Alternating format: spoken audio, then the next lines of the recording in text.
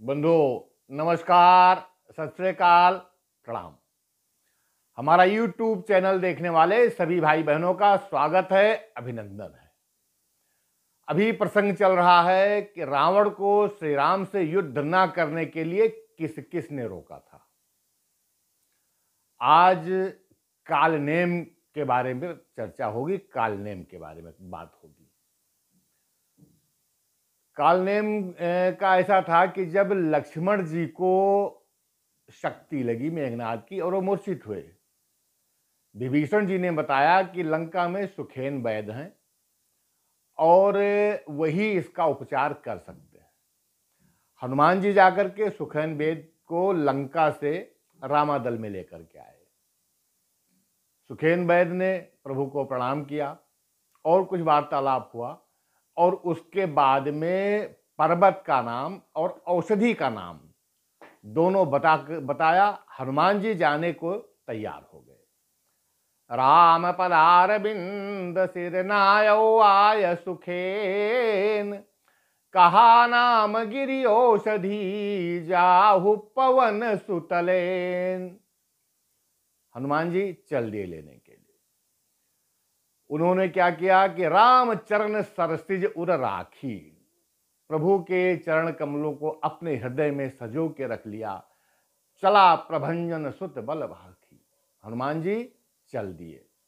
लेकिन सब तरफ दोनों पक्ष के गुप्तचर दोनों तरफ के मर्म को, रहस्य को ढूंढ ढूंढ करके अपने अपने दल में पहुंचाते थे। रावण के दल में गुप्तचर ने बताया जाकर के ये सारी बात। वहां दूत यक मरम जनावा, रावण काल नेम गृह आवा। दूत ने जाकर के जब ये सारी स्थिति बताई तो रावण कालनेम के पास आ गया। कालनेम भी राक्षस था, मारीच का पुत्र था और यही जो है द्वापर में कंस के रूप में पैदा हुआ था। रावण ने जाकर के सारी व्यथा कथा सुनाई मारीच को और सुनते ही कालनेम अपना सिर पीटने लगा कि क्या कह रहे हो और क्या कर दिया है तुमने। तुम्हारे देखते देखते जिनके एक दूत ने, एक वानर ने पूरी लंका जला के राख कर दिया और उसी वानर का, उसी दूत का रास्ता रोकने की बात कर रहे हो। रावण ने कहा था कि सूर्योदय तक वो विभूति यहां पर आनी है। अगर हनुमान जी का रास्ता रोक लिया जाता है, सूर्योदय तक नहीं आ पाएंगे तो लक्ष्मण की मृत्यु निश्चित है।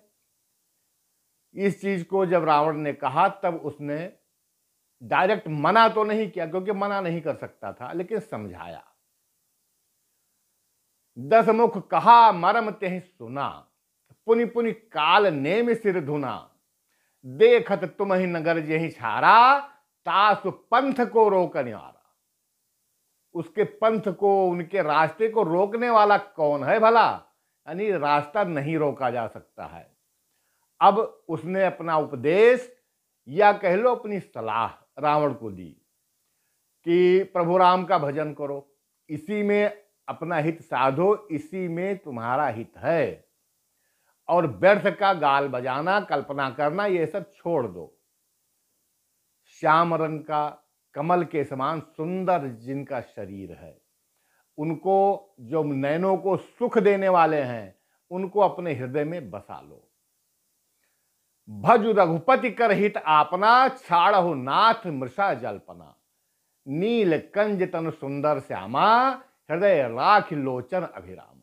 ऐसे प्रभु को अपने हृदय में बसा लो। ये मेरा है, ये तेरा है, इन सबके मोह के बंधन से अब मुक्त हो जाओ। और जो मोह की निशा है, रात्रि है, उससे जग जाओ। अब मोह को त्याग दो, क्योंकि काल रूपी सर्प के जो भक्षक हैं, उसको समाप्त करने वाले हैं, उसको नष्ट करने वाले हैं, उनसे सपने में भी कोई युद्ध नहीं जीत सकता है। मैं तय मोर मूढ़ता त्यागू, महामोह निस सूतत जागू। काल ब्याल कर भक्षक जोई, सपने समर की जीते सोई। उनसे कोई नहीं जीत सकता है। लेकिन रावण के सर के ऊपर काल नाच रहा था। वो उचित बात, धर्म की बात या उसके रक्षा और लंका के हित की बात सुनने को ही नहीं तैयार था। उसने जब ये सुना तो उसको बहुत क्रोध आया, लेकिन कालनेम ने तब विचार किया कि मैं मना करूंगा, ये हमारा वध करेगा। अगर इसके हाथ से मरना है, ये पापी है, नीच है, दुष्ट आत्मा है, तो इससे बहुत अच्छा है कि प्रभु राम के हाथ, जो उनके दूत हैं, उसके हाथ से मैं क्यों ना मरूं। एक जगह ही स्थिति और आई थी मारीच के साथ में।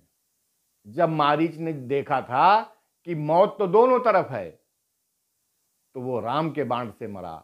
यहां वही स्थिति है, कालनेम भी देख रहा है कि मौत दोनों तरफ है, लेकिन रावण के हाथ से मरने से बहुत अच्छा है कि उनके दूत के हाथ से मरे। सुनु दसकंठ रिसान अतित्य ही मन कीन विचार, राम दूत कर मरो बरु यह खल रत मल भार। इसके हाथ से मरने से अच्छा है कि राम के दूत के हाथ से मरा जाए। बंधुओं से इस अगले वीडियो में हमारे YouTube चैनल को लाइक, शेयर और सब्सक्राइब करते रहिएगा। धन्यवाद। जय श्री सीताराम।